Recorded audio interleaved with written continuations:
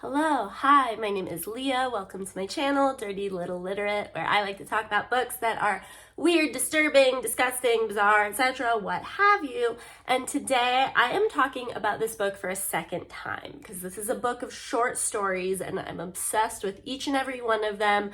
And I accidentally did like a whole length video for just one of the short stories last time. So this time I'm going to see, if at all possible, if I can give you like the very Cliff Notesy version of each of these short stories, which honestly I do think will be hard because they are all so wonderful and I want to tell you everything, but we'll see what I can do. Okay, the book I am talking about once more is Rejection by Tony Tulathimutte. Last week I spoke about the first short story called Feminist, and if you want to hear about that, go and jump back in there, or else I will accidentally talk another 20 minutes just trying to recap that one.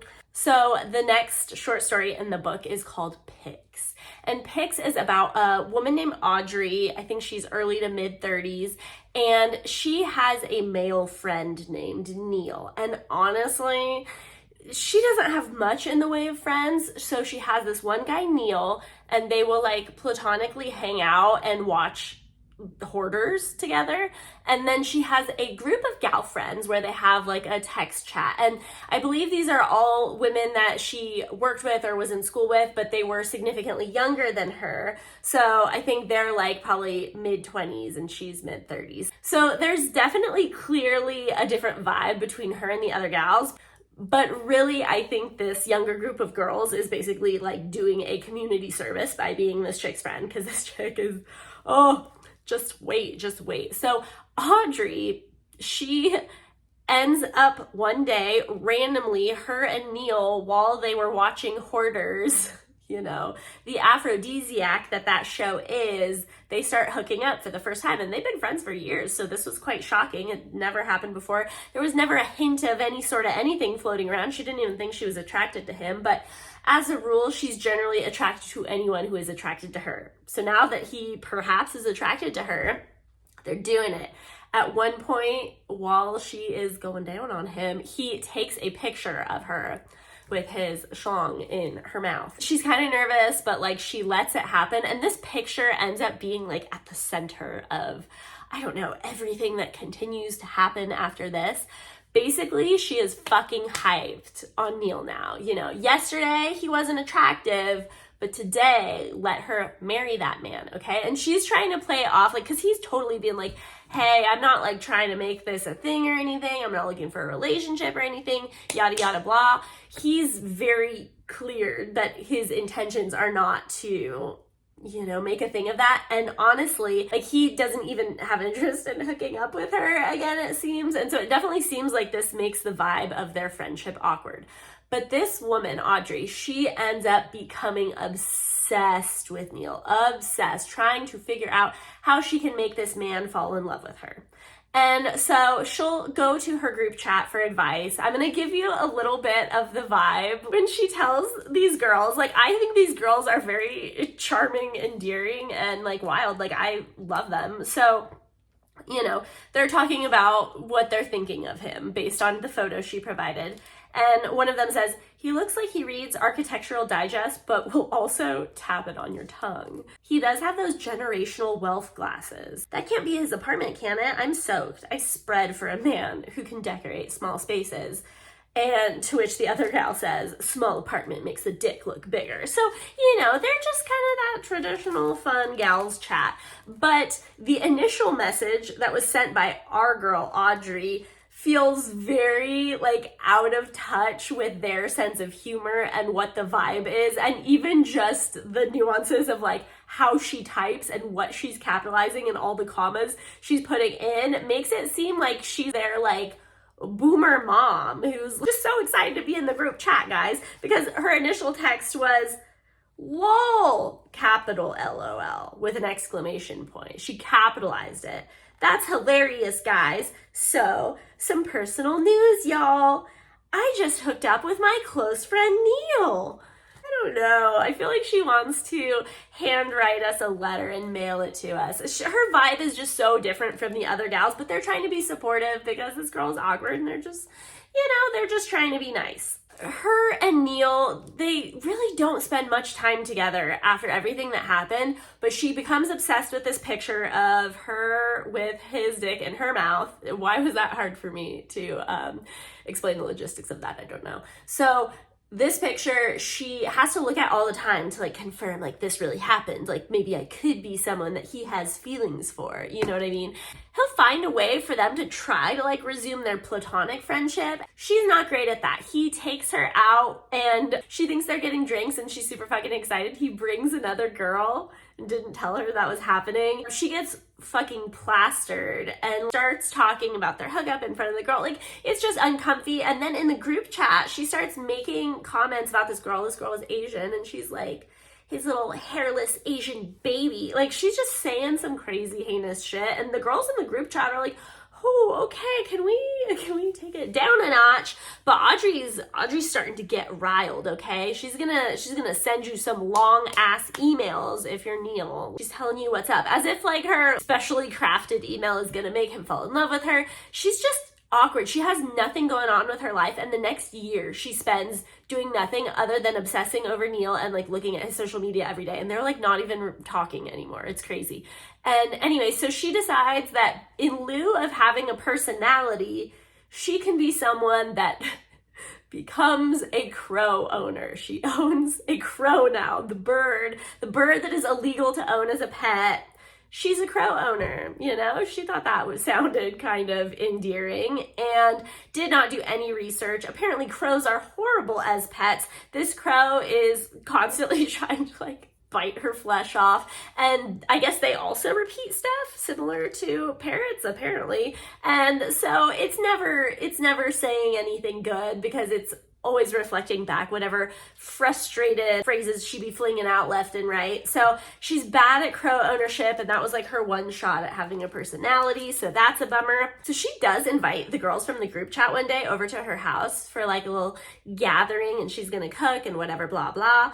And these girls honestly have not seen each other in person in a long time. I think the other girls probably see each other, and then Audrey is like this weird odd one out. So these gals come over. One of them is very pregnant and also has a child, and Audrey didn't know she was going to be bringing her child, and she's just pissed because she's listening to all of them talk about having boyfriends, husbands, children, and she just feels very far behind despite the fact that she's older than all of them. So no one knows about the crow. They were not anticipating that, and they're not super comfy with it because it does not seem friendly, because it is not friendly. They're like watching it practically try to tear her flesh off. They're like, maybe not, especially because there's a kid there.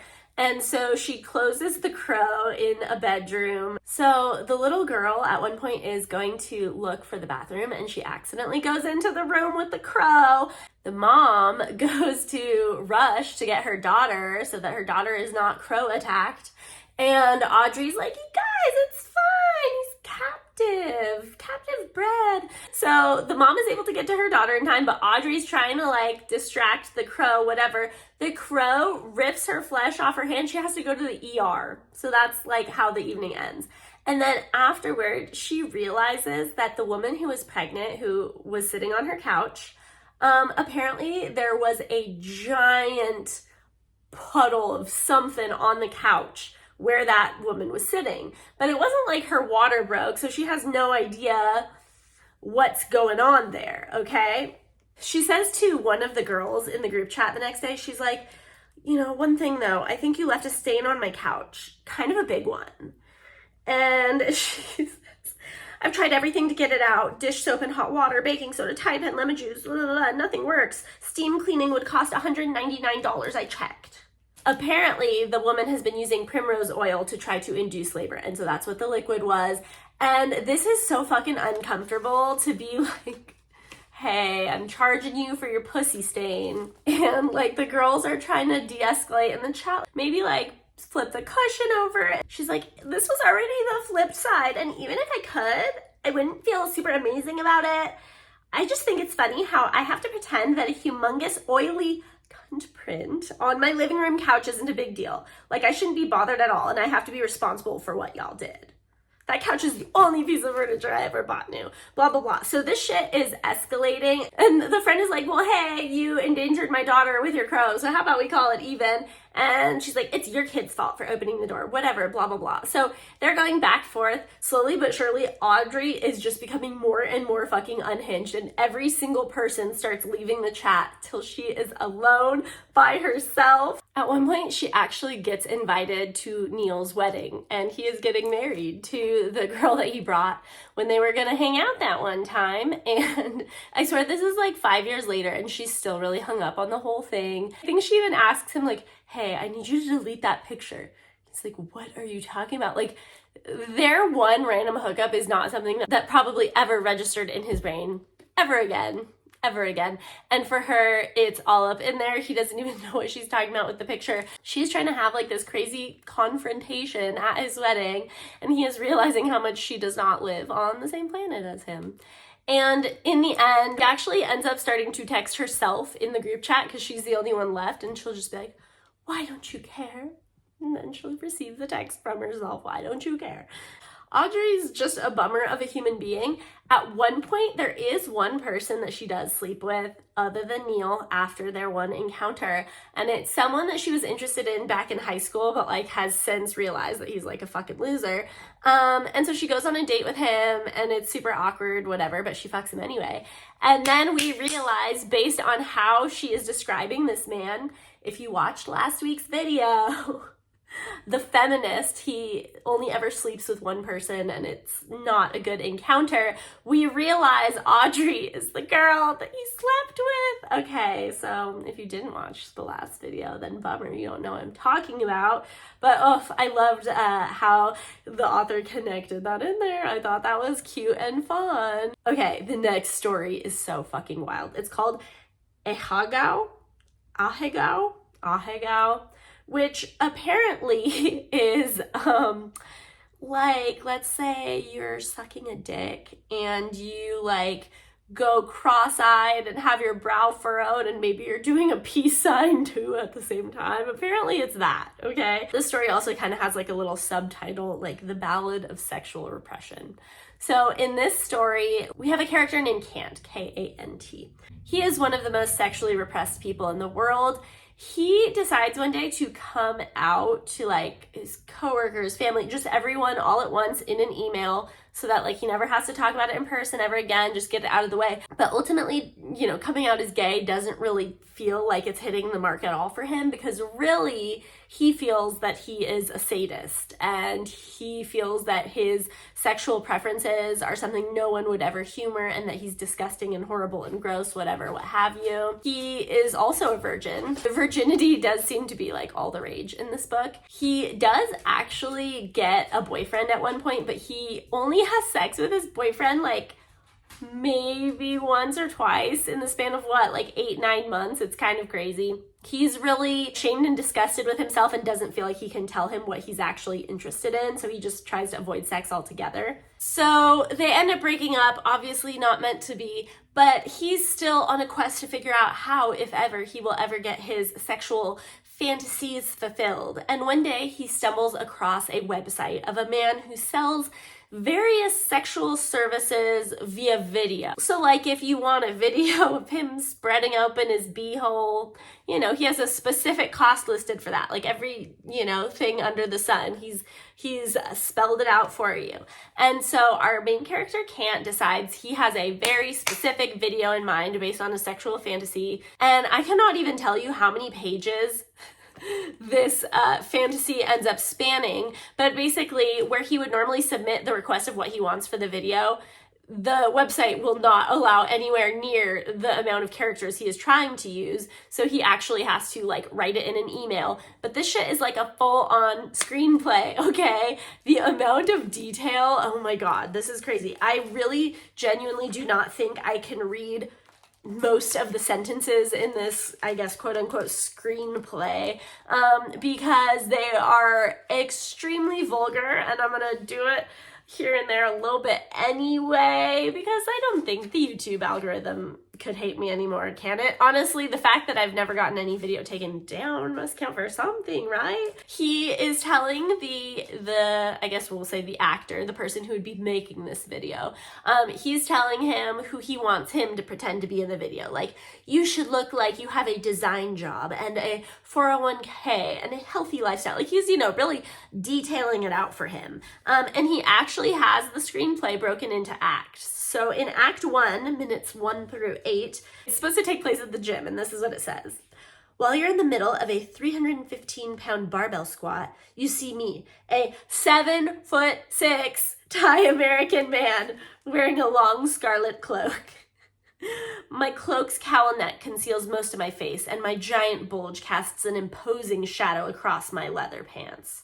As you see me enter the gym, your cock gets hard instantly, to your great alarm.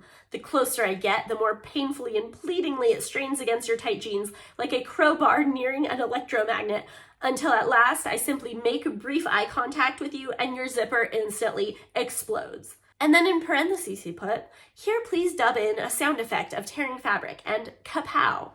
I really should not say this on YouTube. I'm gonna do it anyway. Okay.